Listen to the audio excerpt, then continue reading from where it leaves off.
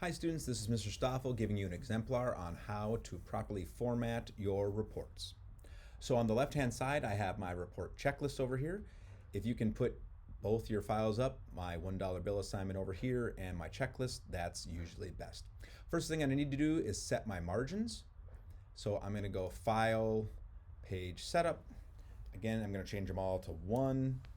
So I'm going to go 1, 1, 1, 1, okay. All my margins are set to 1 inch. Double click. I'm now going to double space everything. So I'm going to press Control A to highlight everything. And then I'm going to go to Format, Lines and Spacing. I'm going to click double. Everything is now double spaced. So now I'm going to click that off. I have my title. It needs to be size 18 font. And I'm going to press Control B to make sure that it's bold. Or I could click here, and then I need to make sure it is centered. So again, so far so good. I'm going to indent each paragraph here. So go through and press the Tab key. Tab. If you turn, Tab, Tab. Sometimes it's hard to tell which paragraphs need to be tabbed or indented. I'm just going through the importance of 13. Nope, that one's tabbed. I see a line here, real short paragraph. All right, so I've indented all of my paragraphs. Now I need to do my subheadings. Importance of 14. I'm going to go bold and size 14. And then I'm going to use my format painter. I'm going to click that so I get to my next subheading. Looks like dollar bill markings. Oh, I messed that up. So I'm going to undo that. So now I got to go back. Click my format painter. I got to highlight the whole thing this time. Dollar bill markings. I missed it again. Dang it. So I'm just going to type in S, get rid of that. Format painter again. It looks like I have just, looks like I just have 3 subheadings. 1, 2, I'm going to scan one more time just to make sure I got them all. Okay, looks good.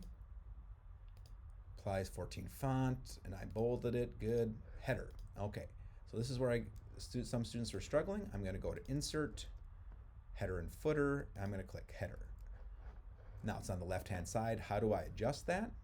I'm going to come click over there and make sure I'm right. I'm going to make sure it's down a line and go my name, Mike Stoffel. Class name, Futures Prep. Project title, this is $1 bill report. Hour 1. And then I have to have 1 return. Okay, so now I got it all. Click off my list, my name, class name, project title, hour, 1 return.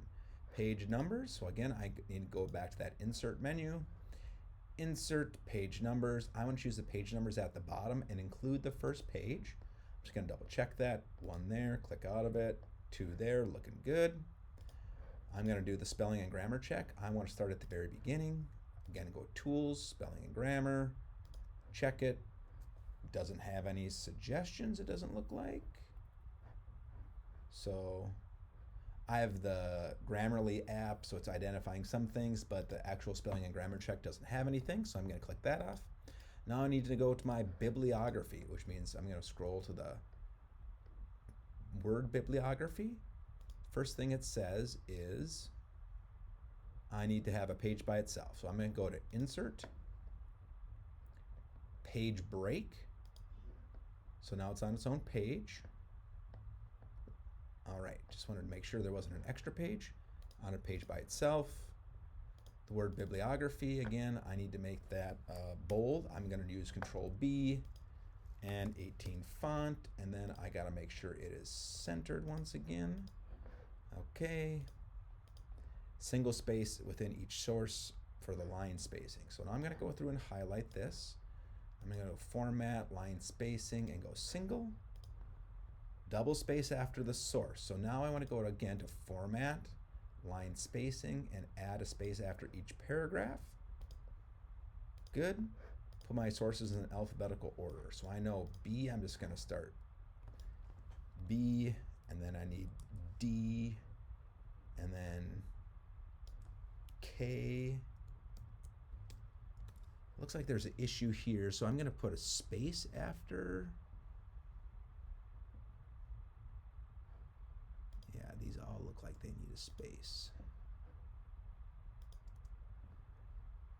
They all look like they need a space there. Okay, so I'm going to put that. I'm going to see if this can fit up there. Nope, it doesn't quite fit on that line. Got to finish up my alphabetizing. And then I want to make sure I get my first source all the way to the top. Okay, sources in alphabetical order. And now I want to do my hanging indent. So I'm going to highlight them all. I got to get rid of that so I can see my ruler here. I'm going to go to 0.5 for my indent, the whole thing. And I'm going to grab that small little rectangle and then move it back to 00. All right, I'm going to click that off and I am ready to go.